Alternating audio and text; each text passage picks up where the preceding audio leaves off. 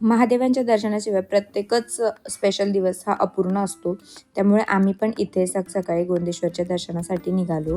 गोंदेश्वर महादेव मंदिर हे सिन्नरमधलं फेमस मंदिर, पण इथे आज संडे असल्यामुळे प्रचंड गर्दी होती. इतकी गर्दी की ते फोटो काढणंही शक्य नव्हतं, व्हिडिओ बनवणं तर खूप लांबची गोष्ट आहे. आणि त्यातच आमच्या भावी कलेक्टरला इथे लोकांनी फोटोग्राफर बनवलं. हे आम्हाला अजिबातच रुचलं नाही. म्हणून महादेवांचं दर्शन घेऊन आम्ही झटपट या मंदिराच्या बाहेर पडण्याचा निर्णय घेतला. पटकन इथून निघालो. दिवसभर आम्ही भरपूर टाईमपास केला.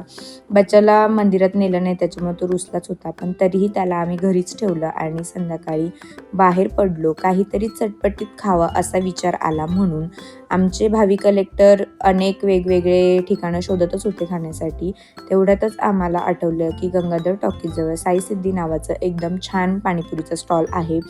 तुमच्या फॅमिलीसोबत येऊन निवांत इथे बसून तुम्ही पाणीपुरी खाऊ शकता. इथे स्वच्छता आणि हायजीन पूर्णपणे फॉलो केलं जातं आणि मिनरल वॉटर पाणीपुरी मिळते इथे, त्यामुळे आजारी पडण्याचाही काही प्रश्न नाही. मग इथून पाणीपुरी खाऊन आम्ही घरी गेलो. घरी फॅमिलीसोबत आम्ही ॲनिव्हर्सरीचं सेलिब्रेशन केलं. केक वगैरे कट केला आणि एक पार्टी केली. ती संडे स्पेशल पार्टी होती, त्यामुळे सांगणार नाही काय होती, कारण भरपूर माझे मेंबर जे आहे ते व्हेजिटेरियन आहे, त्यांना वाईट वाटेल. त्यामुळे रात्री सगळं आवरून निवांत दोघे शेकत बसलो. शेकता शेकता गेल्या 2 वर्षामध्ये काय गोष्टी घडल्या, त्यामध्ये जे काय चांगलं घेण्यासारखं होतं ते घेतलं आणि ज्या गोष्टी टाकून देण्याच्या होत्या त्या सगळ्या टाकून दिल्या.